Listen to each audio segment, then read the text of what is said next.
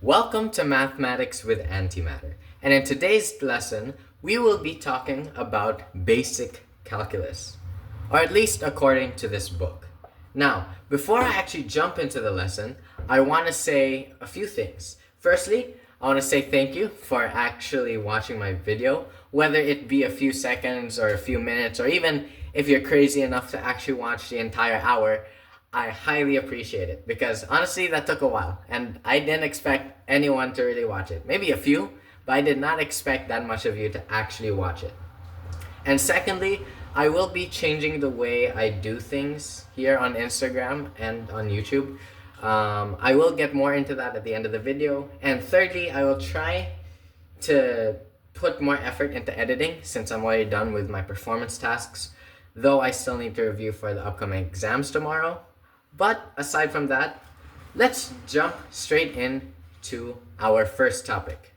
So, if we open our book and go to our first lesson, we can see here on page 3, we will be tackling the limit of a function. Okay, so before we actually jump into that, let's just get a quick little refresher. So a function is basically a representation of a relationship between two variables. I think we're all pretty familiar with that. So, what is the limit of a function then? Well, a function, firstly, can be expressed with this value, f of x, correct?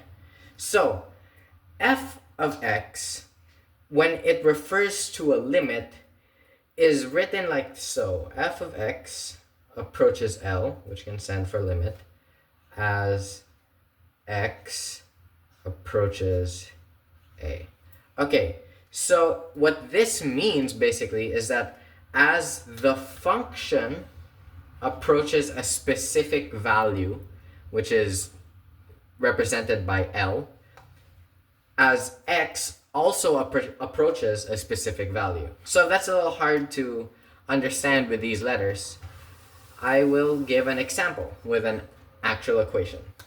So let's say we have this function. Let's say it's x plus 7. Okay, so when it comes to proper mathematics, you can write it like this. What is the limit?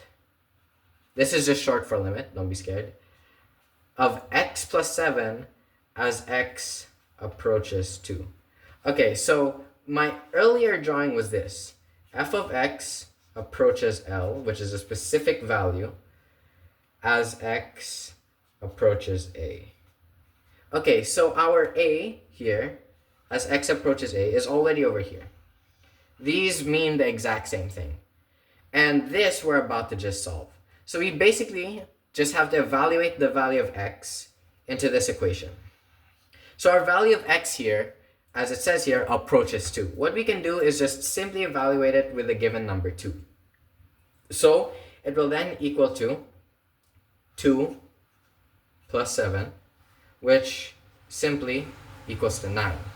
So we could say that the limit of this function equals to 9. So we can rewrite this formula or this template that I drew earlier, and we can replace the values of L and A with the numbers that were given here. So we could say that the f of x, which is this entire equation, as f of x approaches 9, because that was the end result, as x approaches 2. We can write it like this. So I hope this made it a little easier to understand. But we'll do one more problem. But this time, I will get it from the book, and it is a bit more tricky. But to be fair, since we are doing basic calculus, things will be trickier compared to before. Okay, let's use the sample equation found in the book. There are a lot of other stuff that's listed in the book, but we'll approach that in due time. First, let's do the function. So the function listed in the book is written as f of x equals x squared minus 4 over x minus 2. Oopsies. Okay, so before anything else, this equation can be simplified. It can be broken down into an even simpler equation. But before we actually do the simplification process, let's have a bit of a refresher. If you are still familiar with the FOIL method, it is how we can multiply two binomials together to make a trinomial. We're going to have to utilize that to simplify this question or equation. So FOIL method, just a refresher, stands for first, outer, inner, and last. This is what FOIL stands for, the FOIL method. Now the reason they call it the FOIL method is because that's what you're going to multiply when you're actually doing the equation. So for example, let's say we have x plus 1 times x plus 1. Okay, so what we do first is we're going to multiply the first terms found in this. So to do that, we're going to simply multiply x to x, like so. So x times x equals x squared, 2x. X times x equals x squared. Then after that, we multiply the first term to the outer term, which is why it's called outer. We then multiply it to the 1 over here. 1 times x is simply redundant, meaning it will only equal to itself, which is positive x. So you do plus x. Then you do inner. So instead of using x, we then use our number 1 and multiply it to this x. We then multiply it to that. Again, redundant, 1 times x equals x. And then the last term. So we have 1 multiply the 1. Okay, 1 times 1, 1. So we then simplify this, add the like terms. So x squared plus 2x plus 1. Okay, so this is your trinomial, an equation with 3 parts. So that is how the FOIL method works. To simplify this equation, we have to do the FOIL method more or less, but backwards. Not in a sense we're going to multiply from last, inner, outer first. It's more of we need to find out what makes this equation. So if we use the knowledge that we had before, we know that two x's, if multiplied together, can make an x squared. So with that being said, we can say that this equation can be started off like so. X, x, okay. So we know that there's two x's for this. Now we need to find out what numbers can make negative 4. Well, there's multiple. You have 2, you have 1, and you have 4. But in this case, notice how there's a difference. With this part, this is a trinomial, right? It has 3 parts. This one has a binomial. Isn't that kind of weird? Well, if you do a binomial multiplication like so, where the other part is basically the exact same except for one singular sign being flipped, meaning that x plus 1 and x minus 1, they're the same, except that the sign has just been changed. If you multiply this together, you're going to be given... If you multiply this together, you're going to be given a positive x and a minus x. If you combine the like terms, that's just going to turn it into 0. These two will just turn into 0, which gives you a binomial. It only gives you the squared and then the constant. And what do we see here? We see a squared and a constant, meaning that we need to have the same number appear twice, but the only difference is the signs. Since now we know that the same number needs to appear twice, we just need to find out what number, if multiplied by itself, equals to 4. Meaning, what number, if multiplied by the same number, equals to 4? Well, if we look at all the possible factors of 4, we have 1 times 4. But we also have 2 times 2. Notice how 2 times 2 is just the same number. Meaning that since it is the same number, we can plug it in here to these two binomials. And we can simply change one sign from another, like so. Meaning that if we were to solve this problem, if we were to do the FOIL method, you have x squared. Multiply this with the last term, or the outer term, you get negative 2x. Multiply the inner terms, you get positive 2x. Multiply the last terms, you get negative 4. If you combine the like terms, notice that negative 2x and positive 2x cancel out, equaling to 0. And all you would do now is just add the minus 4, which gives you the exact same binomial as this one. Meaning, we just found the factors of the upper binomial. Now, if you notice something, one of these binomials also appear at the bottom, which is the x minus 2.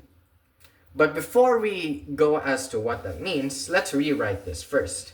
So now we know x squared minus 4 is equivalent to x plus 2 times x minus 2, all over x minus 2.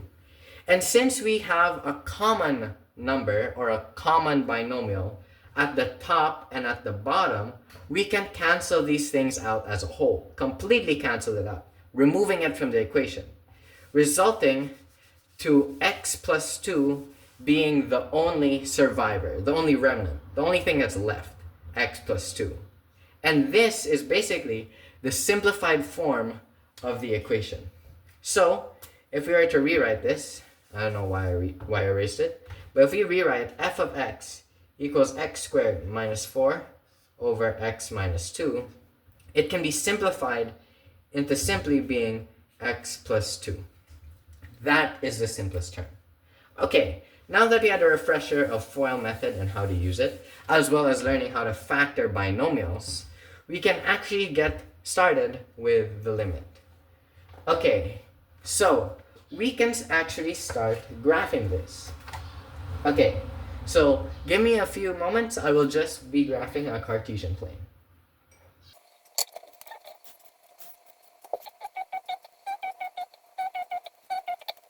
Alright, we have now graphed a Cartesian plane, and I apologize if it's uneven and it hurts your OCD. But unfortunately, this is the maximum size I could really put on my whiteboard. Okay, so if we look at the book, there is a graph for this function. And as you can see, it goes in like a diagonal direction. It goes from the bottom left to the top right. It goes in a slanted like staircase projection. So, this is the graph of this function, that upwards. But why is it going upwards to the right? Well, let's actually graph it so we can find out. So let's substitute the values, and let's actually graph this function. But when we do graph a function, let's say we're going to substitute the value, usually we get to create our own values. We could say that x equals 1, x equals 3, 4, 5. It's really up to you. You're the one who gets to graph it. You're simply just using this as a template. Like, when you go to Canva and you get a template for a poster or whatever, think of that template as x plus 2. And it's really up to you to put in what you want. So let's say I want to put in the value of 3. So now this will be written as 3 plus 2. Okay, so 3 is going to be the value of our x, correct? So we have it here. This is our third value for x. And whatever is the result of this is our y value, meaning how high up meaning how high up we are or how low we are. Okay, so this doesn't fit in my whiteboard. So I will erase the function first so it actually does.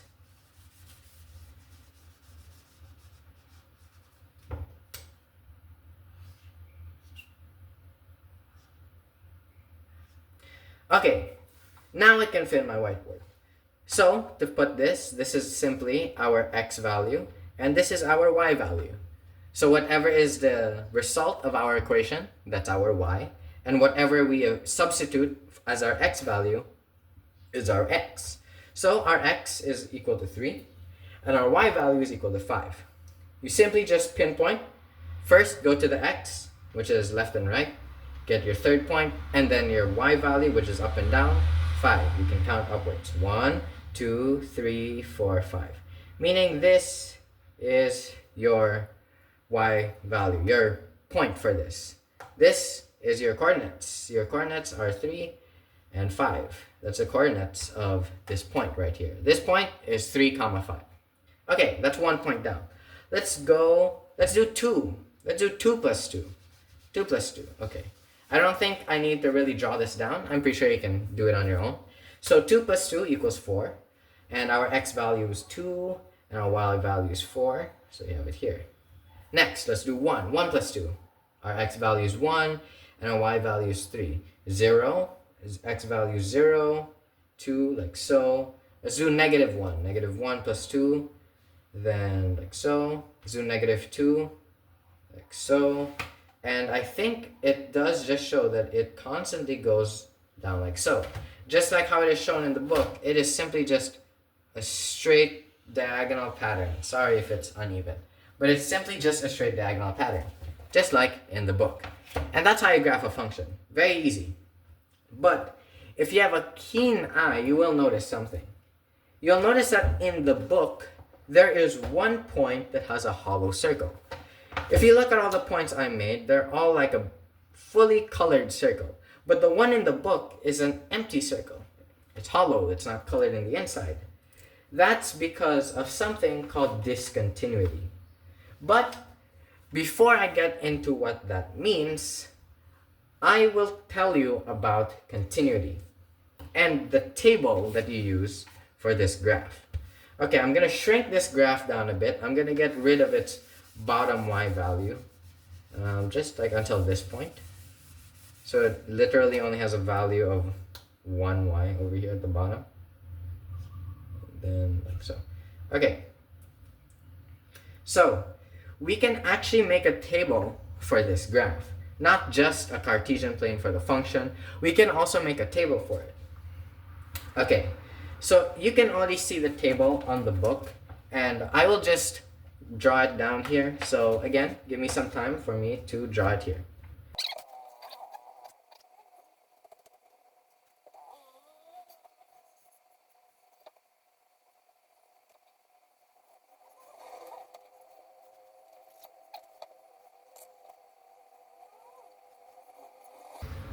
Okay, we have this table that I completely just copied in a much more poor version. But we can look at this table and we can easily interpret something. We could see that as the value of,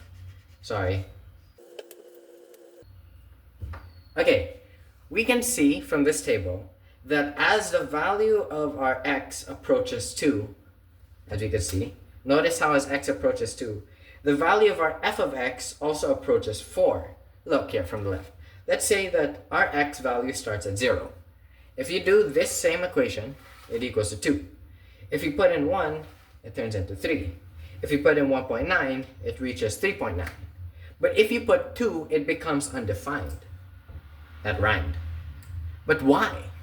Why does it turn into undefined when you put in 2? And if you look here from the right side, if we put in 4 as our x, 4 plus 2 equals 6. If you do 3, 3 plus 2 equals 5. If you do 2.1, it equals 4.1. But again, once you reach 2, it becomes undefined. Why is that? Well, this is something that I forgot to mention, and it's completely my fault for doing so. But if we look back at the function that was given by the book, f of x equals x squared minus 4 over x minus 2. Okay, there is one rule that we cannot overlook. We cannot let this part of our equation, the denominator, equal to 0. Because if you get your calculator, which I didn't do, but if you get your calculator and divide anything by 0, the result will be math error or undefined. We can't have that in a function. We can't. But how do you find out if this will equal to 0? Or what value will equal to 0? We do some simple algebraic manipulation. So we do some transposing or additive inverse. So we can do x minus 2 equals 0. We can also do x equals 2. Like so, we just put this to the other side. So if our x equals 2, it will then equal to 0, which again is not allowed. Meaning the only number that is not allowed in this entire equation is 2. Literally out of any single number, the only number that is not allowed is 2. Because if you put 2, the function will mess up. It'll turn undefined, like so. It has no definite value, which is why it's undefined. Because once again, if you divide by 0, nothing good's gonna happen. Your calculator is gonna have a hard time processing that. That is why we can't have that. But there is something. How can you express this in math? How can you express that this equation can equal to literally anything except for 2? Okay, this is how you express it. So you call this the domain. Okay, but what exactly is the domain? Well, a domain is a range of values that you can put into your equation. So let's say the domain of this function is, again, any number except for 2. But we need to find a way to write that. Because writing it as so, like literally just putting any number except for 2 is wrong. There is a proper, believe it or not, a proper mathematical way to express it. And how do you express it? You express it like this. So you use these things that I apologize for not knowing what they're called. I think they're called like weird looking brackets. You then put the letter x, which means the value of x. And then you put this line. You then repeat x. And then you draw this weird looking E. It's more of like a C, and then you put an E in the middle. And then an R, which kind of has like an outline. Kind of like that. And then comma, x does not equal to 2. And then you close it with the exact same brackets. Okay. I apologize if the board looks like a mess, but this is how you write it. When this is read, or if it is translated, it says that the value of x is equal to any real element, which is another fancy way of saying any real number, any whole integer, any integer. X is equal to any real number except 2, or except x should not equal to 2. That is what this thing means. This whole thing translates into that. It basically translates into that. Now, if you go back a few minutes ago, what I said, I mentioned that in the graph of the book, there is one point where the point isn't even drawn like a full circle. It's drawn like an empty circle. And guess where that is on the book? That's right. It's where the x value is equal to 2. So if you look at that on our graph here, it's right here, 2, 4 is equal to this. Because again, it violates our rule, which is that our x value cannot equal to 2, or else we'll get an undefined value, which is cohesively explained by this table. This table best represents what this whole equation means. It means that as x approaches the value of 2, f of x will approach 4. But once x approaches the value of 2, f of x is then defined as undefined. And I think that perfectly encapsulates what a limit is. If you still don't know what a limit is, in the most basic English form, a limit is basically a value that f of x approaches as x approaches a specific value. That's a limit. We're only using limits to determine if it will actually work on a function. It's honestly a tool that I don't even properly understand, but from my understanding, it is to test if functions are actually graphable or not, if it is continuous or discontinuous. And right here, this is discontinuous, a value that's undefined.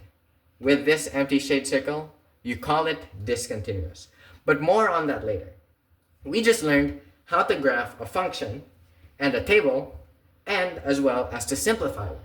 But let's go back onto the topic of limits, and let's continue diving onto our next few examples. As long as the value of f of x is considered undefined, it can be considered as continuous and discontinuous. But more on that later.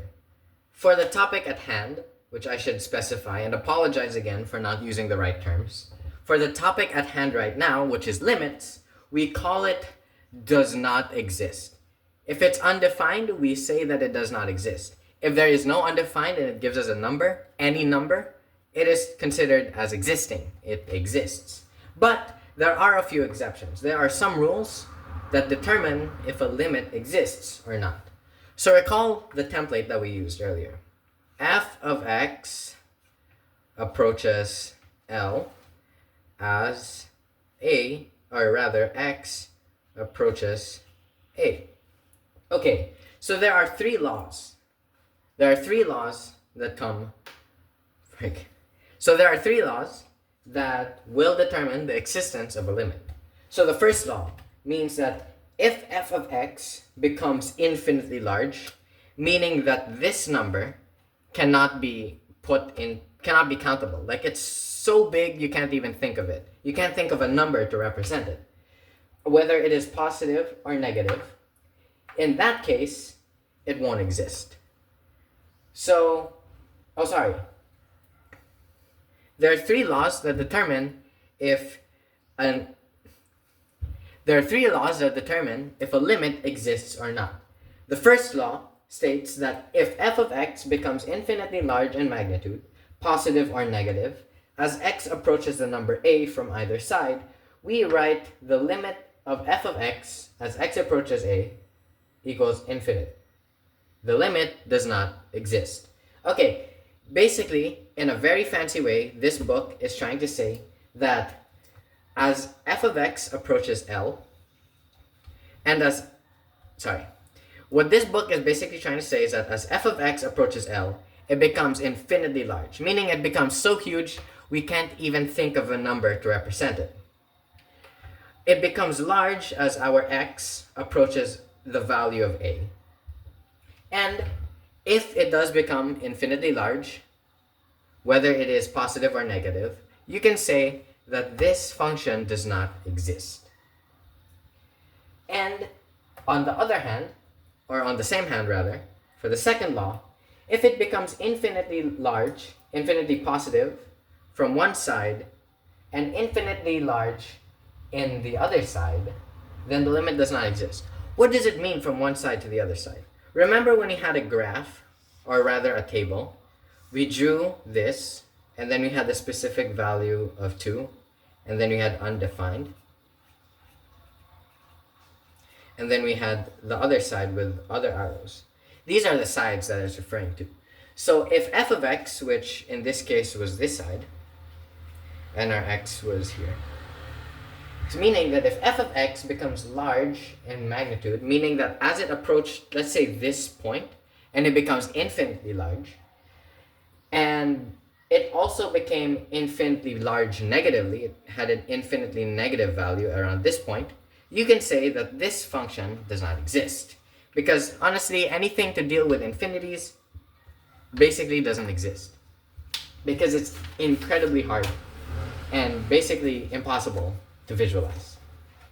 And those are the laws regarding the existence of limits. Okay, so there is a third law, but it is a little bit harder to explain.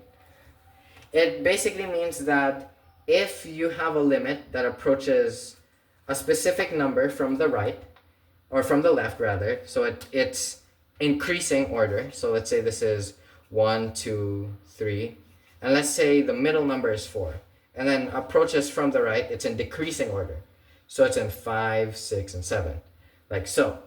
And let's say the results of these, as it ever so slightly gets closer to 4, differs. Let's say that if we use, let's say an example, x plus 2, and let's say we have this. We use 4.001. It's going to equal to 6.001. Let's say that. Let's say our x was equal to 4.001. Let's say that was an equal of our x. And if we use this one, we're going to use the same equation. Let's do 3.999, something like so. It's going to equal to 5.999, right? If this equals to x, like so. So there is ever so slightly a very tiny difference in value, like a super slightly tiny difference in value. And basically what it's saying, or at least according to my interpretation, so take this with a grain of salt, feel free to do as much research as you want, because my interpretation for this is not the best, but my best understanding is that if the value doesn't equate to a specific number, like we can see here that the number that they are almost equating to is 6, right? If we do this, it'll equal to 6, but it's undefined. If, let's say, it is 5.999 or 6.0001, we can say that if the x value reaches 4, it can equal to 6. But let's say all of a sudden that this value of x all of a sudden turns into like 10.999. Something completely different than 6. Something that there's no middle ground. 6 and 10 aren't near is one number. Like how 5.999 and 6.0001, they are ever so slightly both close to 6, equally close to 6. Unlike this, there doesn't seem to be any common ground. Hence, what I think proves that this limit, if it were to exist, does not exist. And those are basically the laws of existence. Let's do one more example from this topic to further emphasize what we just learned. So let's say we have this. Using problem number 1, rather, on page 6, determine the limit of f of x as x approaches 3 if f of x equals x plus 8. Okay, so let's write this first. Okay, so the limit of our function. By the way, you pronounce it as this. So what you do is you say limit of. So you do limit of, then you do the function itself, and then you do this. So you say it as limit of f of x as x approaches 3. You read the arrow as approaches. Okay, so determine the limit of f of x as x approaches 3 if f of x equals x plus 8. Okay, x plus 8. Pretty simple enough. So let's create a table. Let's create a table first, simply.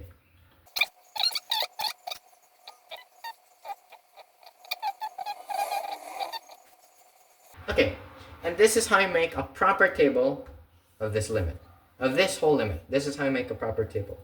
We notice that as x approaches the value of 3 from both sides, like so, the value of our f of x reaches 11, just like that.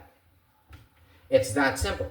So you can also, if you want to, you can shade out the box that has the limit if you want it to stand out. But this is really how you make the table for this function. You put values from one side to the other side and make both of them slowly get closer to 3. And that's how you make the limit of this function. We can then graph it like so.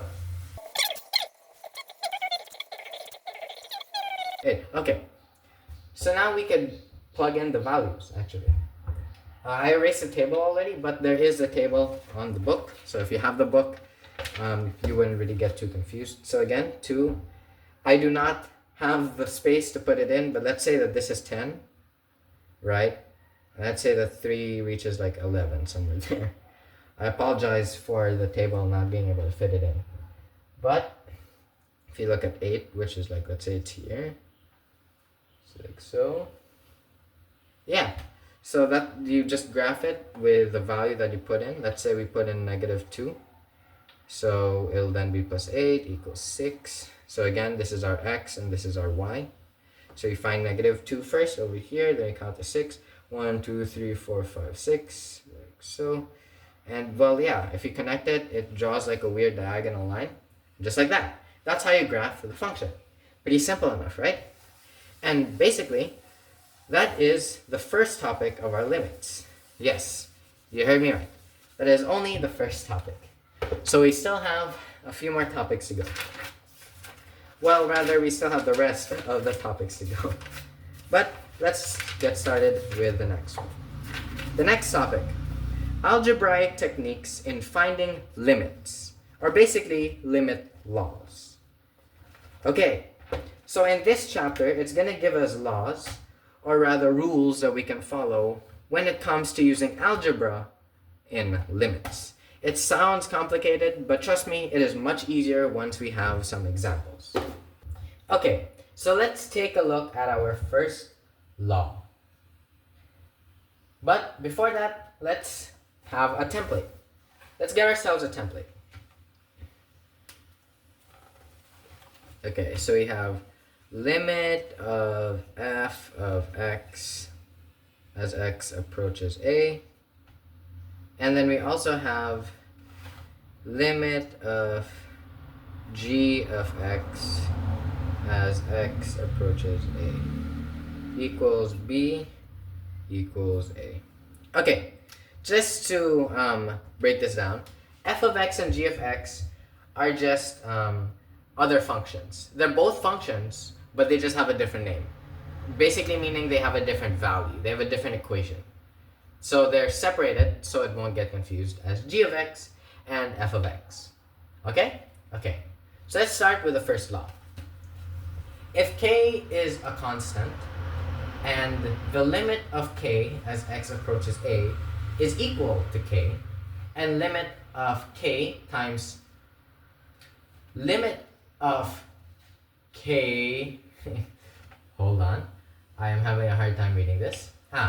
And limit of k times the f of x as x approaches a equals k times the limit of f of x as x approaches a. What does that mean? I know what I just said sounded like straight up gibberish, but let's put this into the board as an example. So let's have this. Limit of 3 as x approaches 1 equals 3. So this is the same thing as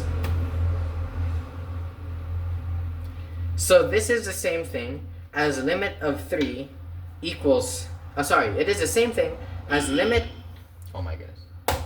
So this is the same thing as limit of k equals k as x approaches a.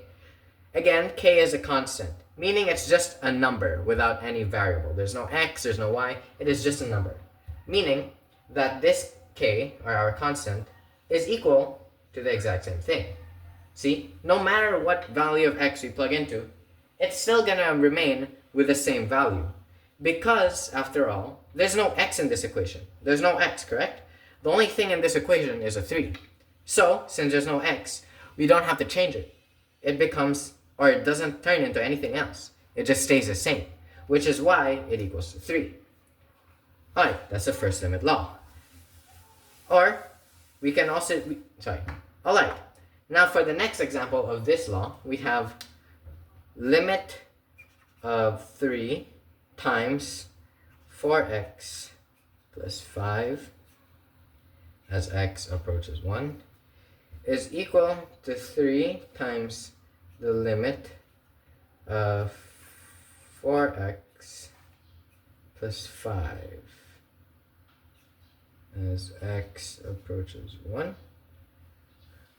which equals to 3 times 9 equals to 27. Okay, so this is a second example, which is a bit of a mouthful. And if you look at the book, it looks weird. It says that the limit of k times the f of x as x approaches a is equivalent to k times the limit of f of x as x approaches a. Okay, so we have here the k, again, which is our constant. And we have here our f of x. Notice how they are being multiplied together, right? They're being multiplied together like so. So, it is simply saying that this is the exact same as this. Again, we have k times, this time it's multiplying the whole limit. The entire lim of f of x. They're multiplying the whole thing. But if we do the equation, like so, let's say x approaches 1. 4 times 1 is equal to 4. 4 plus 5 is equal to 9. And now that we have the answer, 9, we multiply it. 3, which is our k, times 9. This is equivalent to 27, correct? Let's do this one. Limit of k times f of x. So let's do f of x first. 4 times 1 is 4, plus 5, 9. Multiply them together, it also becomes 25. 7. Alright, that's the first law. What is the second law? Okay, the second law. It looks it looks a little weird, but it's simply stating that no matter how you add or subtract, the addition of two functions in, okay, let's take a look at our second law. Okay, limit of f of x plus or minus g of x as x approaches a is the same as the limit of x plus the limit of g of x as both approach a, which is also equivalent to a plus or minus b. Okay, this looks a little hard to understand, but it is really simple.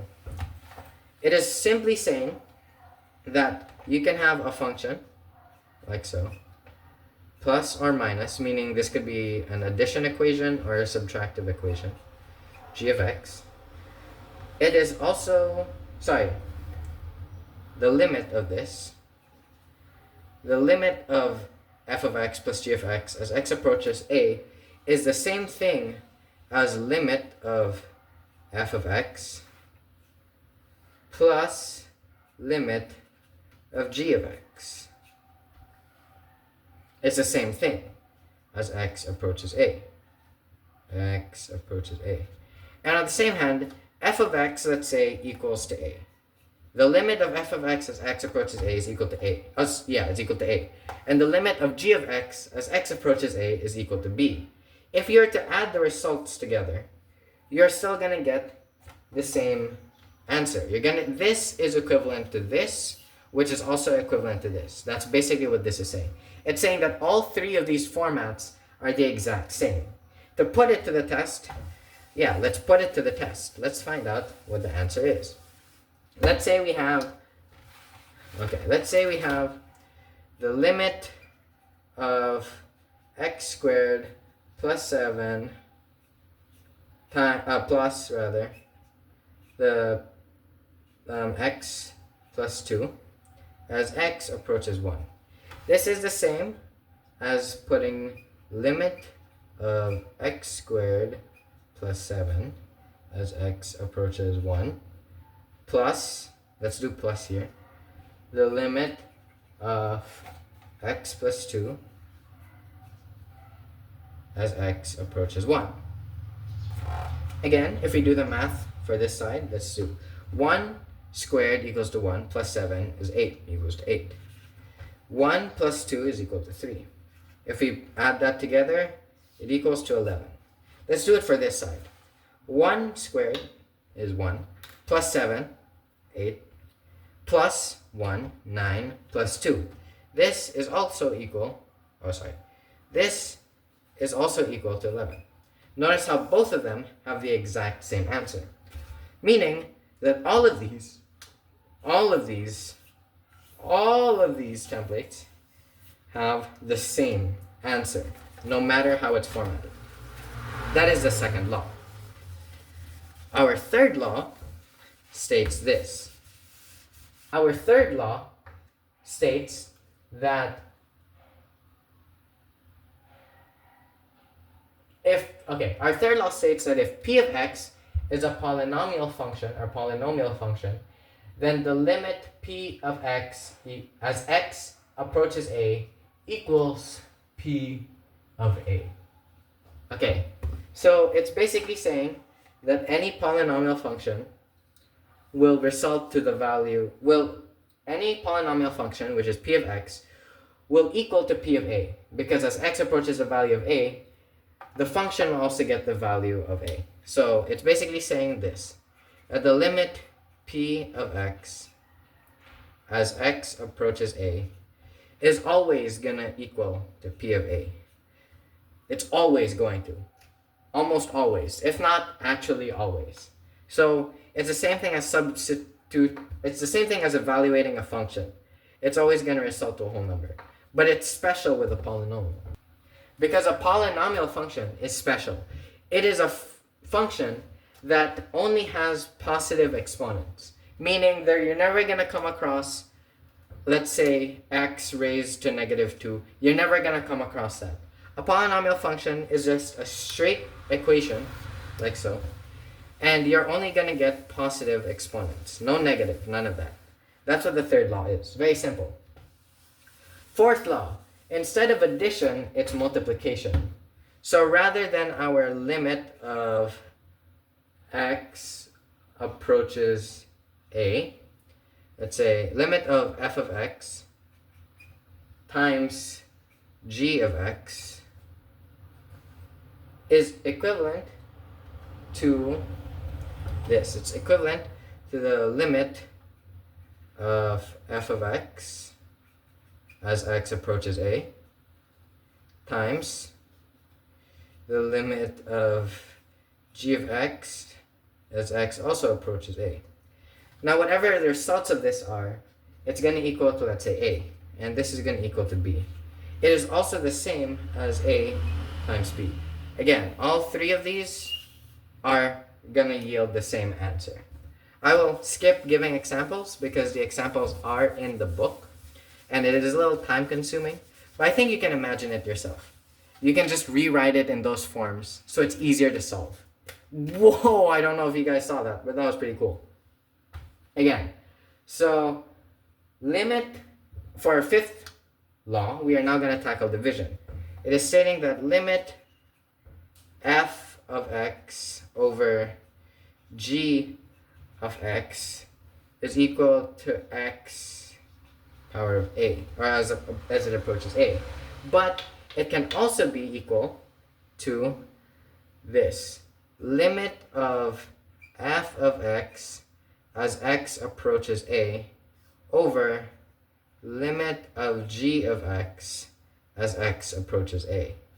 And let's say again that f of x will equal to a, and rather this, and g of x is equal to b.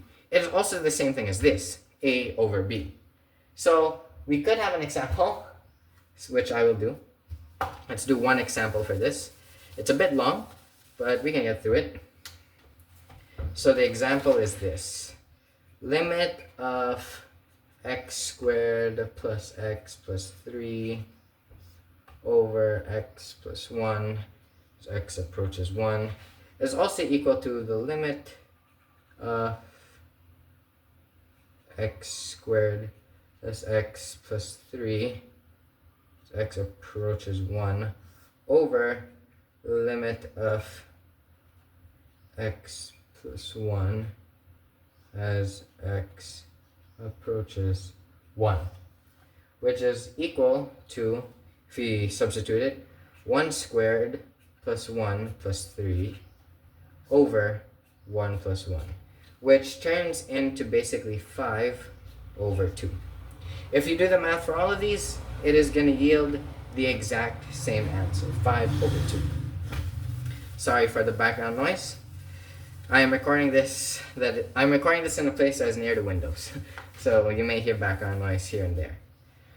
For our sixth law, it is stating that any real number, limit f of x to the power of n, the limit of f of x to the power of n is equivalent to the entire equation, or the quantity of limit of f of x as x approaches a to the power of n, for our sixth law, it states for any real number that is represented as n, the limit of f of x raised to n as x approaches a is equivalent to the quantity of limit of x as x approaches a to the power of n is also equivalent to a to the power of n, where again the function f of x, or the limit of f of x as x approaches a, is equal to a. So let me write this down to make it easier to visualize. So limit of this, f of x, and then you have raised to n as x approaches a, is also equivalent to the limit of f of x as x approaches a to the power of n, is also equivalent to a, which is whatever this results into, to the power of n. So let's get an example. Okay, our example would be this. Let's say we're dealing with a limit of 3x squared minus 10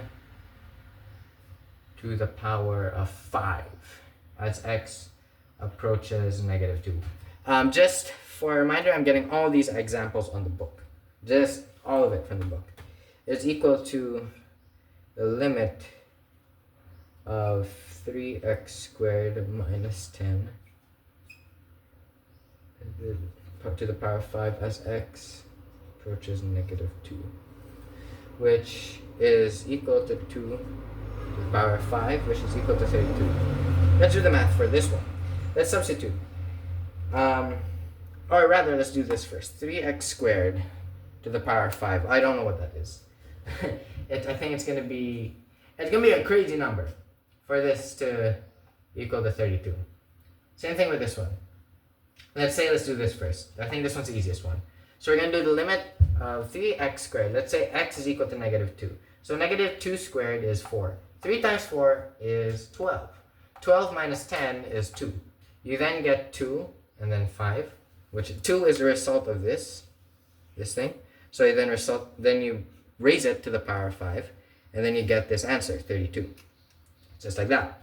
Okay, now let's do our seventh law. Our seventh law states that limit f of x as x approaches a is equal to limit of g of x as x approaches to a if f of x is equal to g of x for all x does not equal a. It is basically saying that the limit of f of x as x approaches a equals limit of g of x as x approaches a is the same. It is the same as long as the equations for f of x are the same as g of x. So let's say if f of x is equal to x plus 2 and g of x is equal to x plus 2, they're basically the same thing. That's what it's trying to say. So no matter what limit you do, it's going to be the same.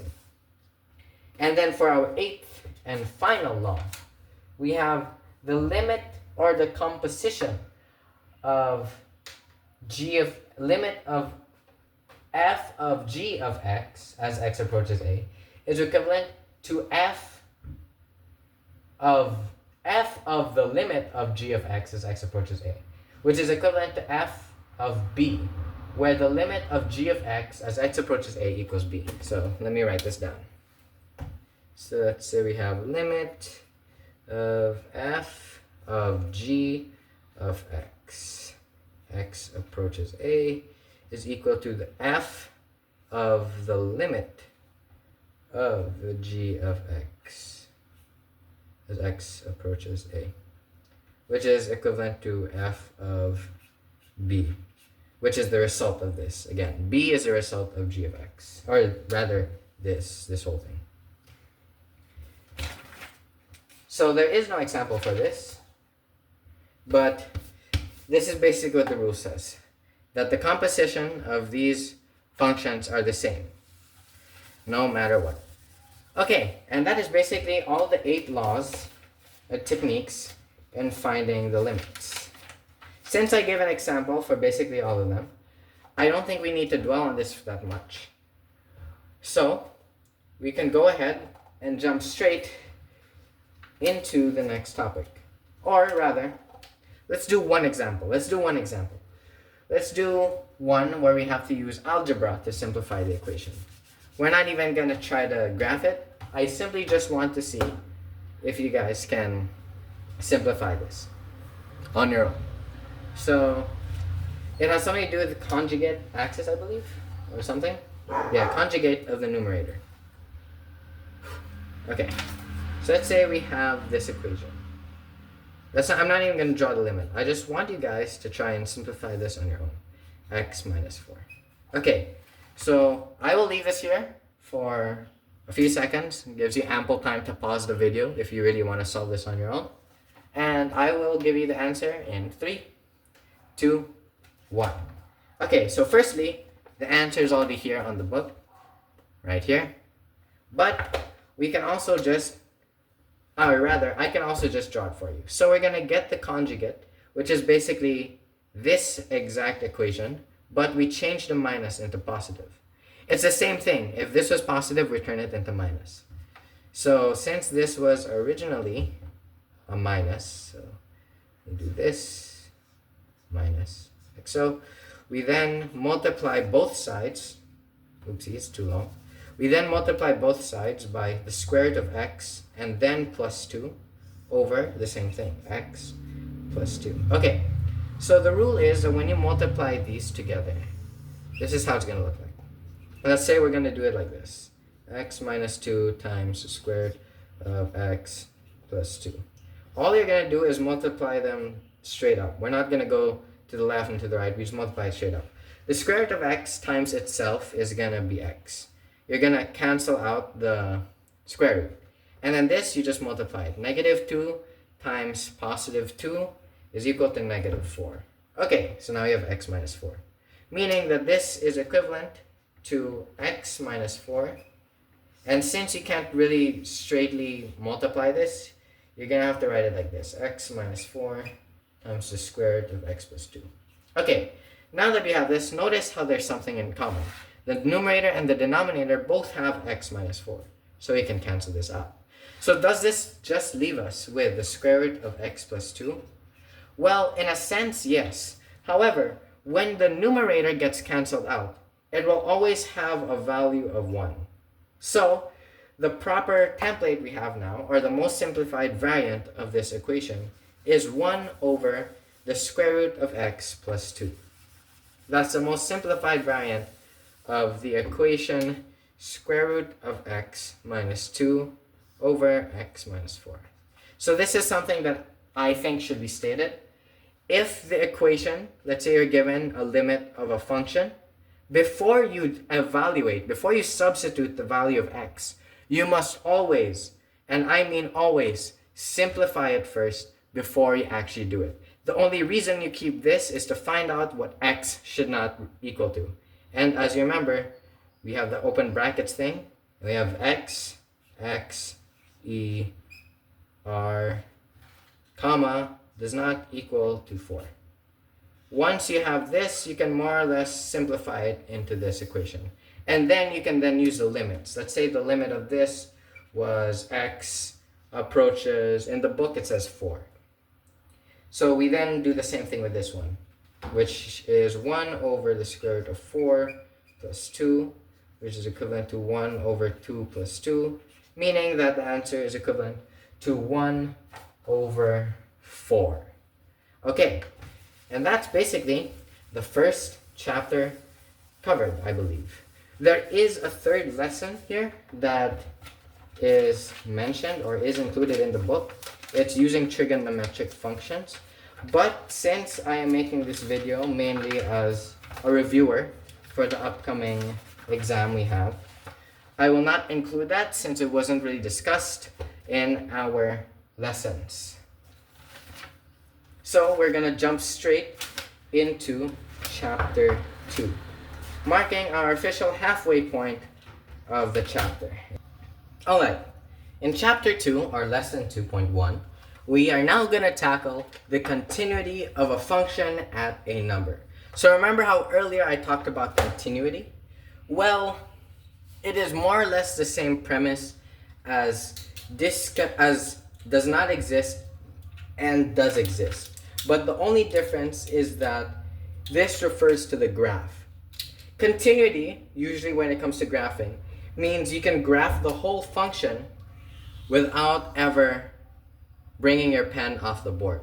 But once you have a little pen jump, let's say your pen jumps to this point and then it continues, you call this part, you call this discontinuous.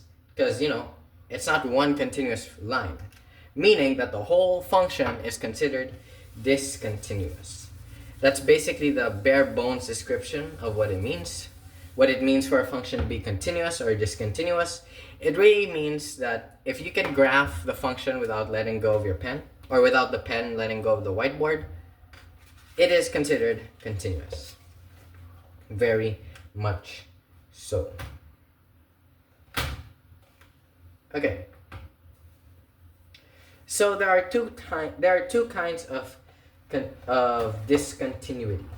You have the removable discontinuity and the essential discontinuity. So these types of continuities are both graphed differently. So, wait, hold on.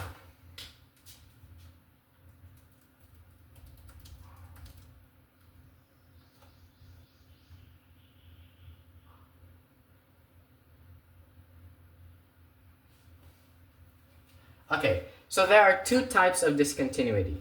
We have essential discontinuity and we have removable discontinuity.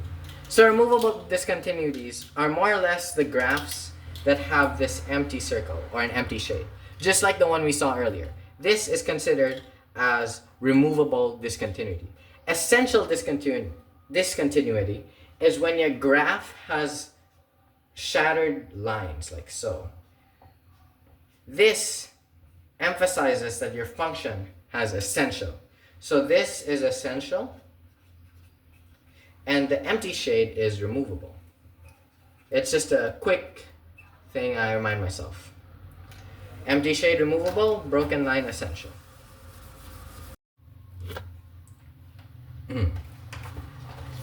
So let's take a look at some examples.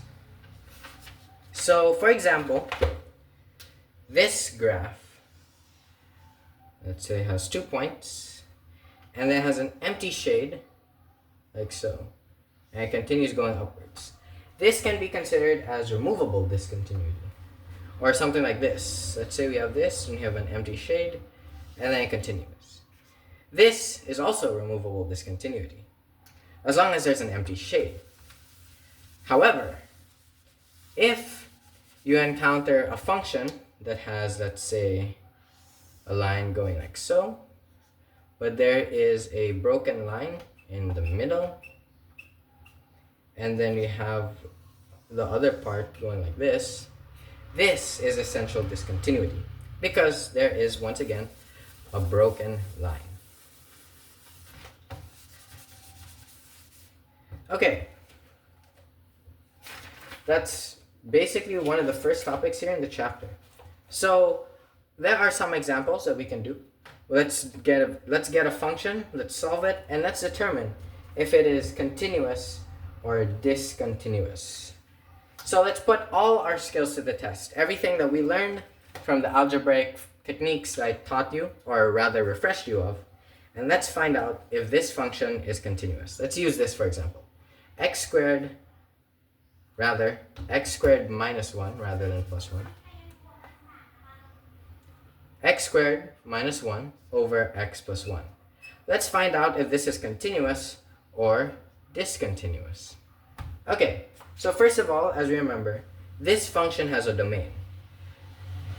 The domain can be written like this. So you have these weird brackets like so. X, long line, x, e, r, comma. Again, we need to find out what x should not equal to. Because if it equals to a specific number, this is going to equal to 0, which you don't want. Which, if we do a very simple transposing, equals 0. Put this on the other side. The sign flips, so x equals negative 1. So we can't have x be equal to negative 1. Just like that. Let me just erase this so I can put a proper bracket. Oopsies. Should not equal to negative 1x. Okay, just like that. Let's keep this in mind. Let's have that in mind. So let's solve this. Again, just as I taught, this can be factorable. So we can find the factor like so. X plus 1 times x minus 1. That's what x squared minus 1 is equal to over x plus 1. Okay, we simplify like so, and now we're just given x minus 1. Alright, when it comes to graphing, however, we then use this equation. When it comes to graphing, we use this equation. We don't use this, we use this. We only use this part to determine the domain. Okay? We only used it to determine the domain. But now, let's actually graph it. But let's keep this in mind. If our value is -1, it will be considered discontinuous. Okay, so let's get this back. X minus 1. Let's have this in the domain. Let's have a quick little reminder. X should not equal to 1. Okay, -1. It's incomplete. I apologize for that, but it's the best I could do with a small space and with horrible handwriting. Okay, Cartesian plane. Boom, boom. Cartesian plane action. 1, 2, 3, 4, 5, 6, 7. 1, 2, 3, 4, 5, 6, 7. 1, 2, 3, 4, 5. 1, 2, 3, 4, 5. Okay. So let's graph this. Let's put in a value of 1. 1 minus 1, 0. So we have 1, we have 0. Like so. Let's put 2. 2 minus 1. Like this. So if we continue putting in values like so, it's going to continue being at this upward trajectory. Let's say 0. 0 minus 1, like so. And this is where something interesting happens. -1 minus 1. It's going to put us here, right? However, remember, our x cannot be equal to -1, or else it will be discontinuous. Meaning, this is how we graph a removable discontinuous function. We put the empty circle, and then we continue, like so. We just continue. And then, when you connect the dots, like so, we connect it. Don't let anything intersect it, and just continue, like so. And then you draw the line, and boom. This is discontinuous. The function that we were given, x squared minus 1 over x plus 1, is discontinuous. But it is continuous in any number that isn't equal to -1. All right, pretty simple. And that's basically our first topic in this lesson. Already done, already complete. Just finding the continuity and the discontinuity of a function, just like that. So let's head on to our next topic. Okay, now this topic is, even for me, I find a bit tricky. Now, even for me, I find this topic a bit tricky. So keep this in mind that my teachings in this topic is not the greatest. I could be teaching you something wrong, so I will apologize if I do so. So just keep that in mind. Always make sure to double check if what I'm saying is actually true. You can always correct me if I'm wrong. You can message me. It's very helpful, actually. So not only will you know that I'm wrong, you also get to help me realize that I am wrong, which means that I actually know what's right. Okay, let's go to this topic. Continuity of a function on an interval. So, what does this mean? It means we need to find or determine if a function is continuous on an interval or a specific value. On specific values, let's say -4 to -3 or -2. We need to find out if it is continuous within those points. That's basically what this lesson is going to teach us. So, there are 3 kinds of intervals. So we have open intervals, which are indicated by this parenthesis. We have half open, so one side has a bracket. It could be that, or it could be this, like so. And we have closed, which is just both brackets. So, meaning that what this means is that this indicates that everything in between A and B is continuous. Okay? Everything in between. Only in between. Nothing to the endpoints. So everything in between B and A is continuous. Half open indicates that one endpoint is continuous except for one. So it could be that this assumes that this is continuous, or it assumes that this is continuous. Or is it the other way around? Basically, it basically assumes that whatever is with a bracket is continuous. up until that point. But the one that has no brackets or parenthesis means that it is only continuous before it reaches that point. So 1 point, just keep this in mind, 1 point is continuous.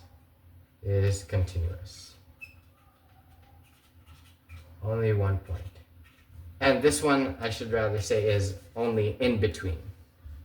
In between. And for this, it means that both points are continuous. Both points are continuous. Alright. It assumes. So if we were given an example, we have to determine if it is actually continuous. Okay, so let's have an example. Let's say that we have this. Let's find out if f of x, sorry, I didn't mean to slant it, is equal to the square root of 1 minus x squared. Is it continuous over, so let's put over the intervals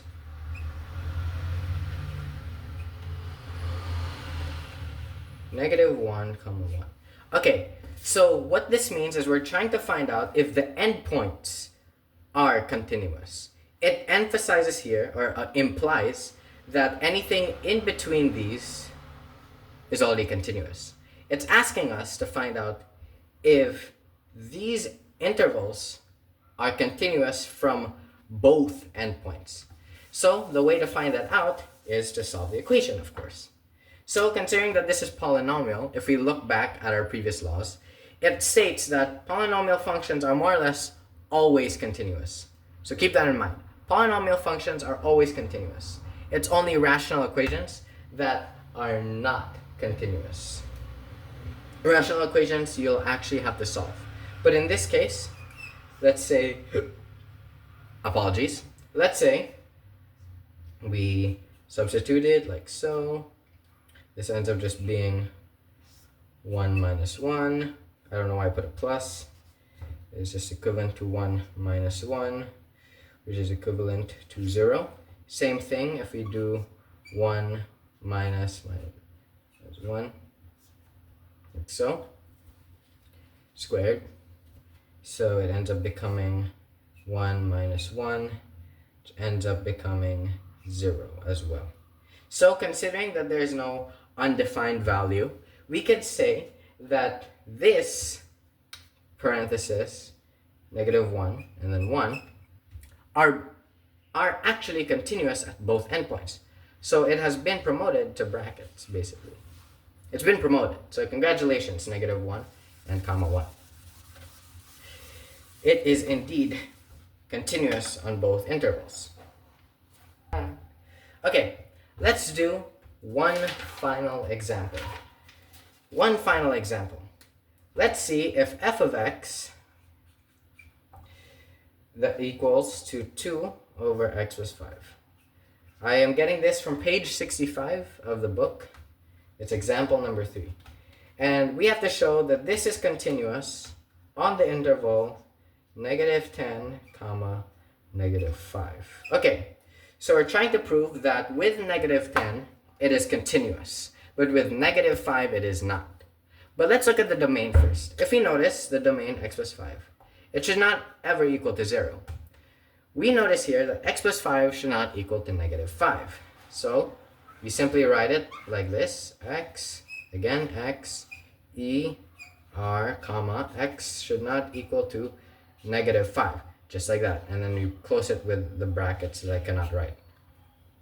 Okay, so already this has been proven. It proves that -5 isn't continuous on this interval. Because again, if it has a parenthesis, it means anything in between -5 and -10. It's not saying that -5 itself is continuous. It is saying anything towards a different number is continuous. So already it's doing a good job at proving it. And since negative 10 isn't a part of the exclusion, we can substitute it. So let's substitute it. So it becomes 2 over negative 10 plus 5, which is equivalent to 2 over negative 5, which is equivalent to negative 2 over 5, which means that negative 10 is indeed continuous. This interval is indeed correct. It is actually true. And that, ladies and gentlemen, covers everything you need to know for basic calculus, chapters 1 and 2. Now, I know that there is another lesson at chapter 2, but as explained with the first one, it wasn't really discussed in our discussions with our teacher, so I am only discussing what our teacher taught, and that was everything. From chapter 1 to chapter 2, from the existence of limits to continuity and discontinuity. I hope you guys learned something, but before I say my farewells, I am going to be making a pretty interesting announcement on Monday. So keep your eyes open, I guess, if you're intrigued with mathematics stuff and tutoring. And I hope that you guys got to learn something and that my teaching wasn't in vain. And once more, don't be shy to ask me if you have any clarifications or questions. I'm always here to help. I'm always open to ask, or rather answer, your questions. And yeah, I hope my teaching wasn't in vain. And until then, I'll see you in the next one. Bye.